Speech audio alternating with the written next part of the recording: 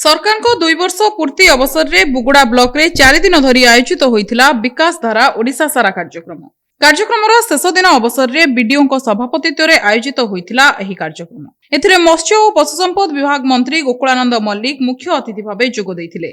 मंत्री कहिथिले विकसित ओडिशार स्वप्न साकार पई प्रथमे ग्रामर विकास हेबा आवश्यक। माछ चाष गोपालन समेत विभिन्न स्वरोजगार योजना माध्यम लोकमाने निज गाँव में रही रोजगार करी दादन समस्या को रोकी पारिबे। एही अवसर में भत्ता घर पट्टा आवास योजनार सुविधा एवं राशन कार्डधारी को मुंड पिछा 10 किलो चाउल बंटन करा जायतिला। अंगनवाड़ी कर्मी को कार्य सुविधा पाई 4टी मोबाइल फोन मध्य प्रदान करा जायछि। बुगुड़ा ब्लॉक रो विभिन्न पंचायत रे रास्ता विद्यालय लाइब्रेरी बंध और अन्यान्य विकासमूलक कार्य पाई 72 कोटी टंका व्यय करा जायतिबा मंत्री सूचना दैथिले। आगामी दिन में मध्य जनहितकर योजना और सेवा जारी रहिबो बोली से प्रतिश्रुति दैछन्ति। 2 वर्ष पूर्ति अवसर में राज्यव्यापी समस्त जिला स्तरीय पंचायत स्तरीय और ब्लॉक स्तरीय जो विकास धारा उचित कार्यक्रम चालू अछि। आज हम बुगुड़ा पंचायत समिति बुगुड़ार यह हूँ चतुर्थ दिवस। यही दिवस में आम माननीय मंत्री उपस्थित थे।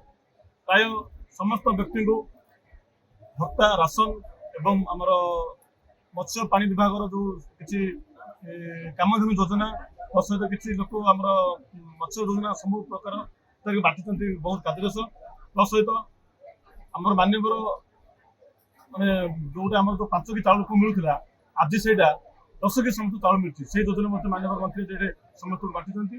ओडिशा जो योजना अच्छी से योजना विगत 2 वर्ष मध्य बुगुड़ा ब्लॉक प्राय 8 कोटी टंकार ऊर्ध टका संशोधन होती प्रति पंचायत 90% अधिक कार्यक्रम हो सारे डिपार्टमेंट तरफ आम 170 जन वसुंधरा जागा और 2000 अधिक ग्रामखंड पटा गठन कर 6,000 ऊर्ध कलम 2 रे करेक्शन कर 12,000 ऊर्ध आम म्यूटेशन पटा सब समस्त ऑफिस दरकार नहीं मेसेज कल माध्यम कार्यक्रम निश्चित रहा पदक्षेप राज्य सरकार प्री सेटलमेंट केस जो विगत पर तहसिल कार्यकारी हो पारा से गुड़ा बर्तमान आम तहसिल अफिस कार्यकारी करूँ।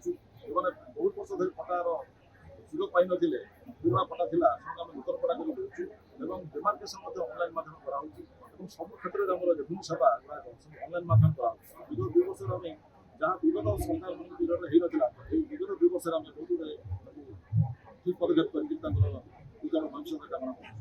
बुगुड़ारू प्रतिभा स्वयं रिपोर्ट एनटीवी।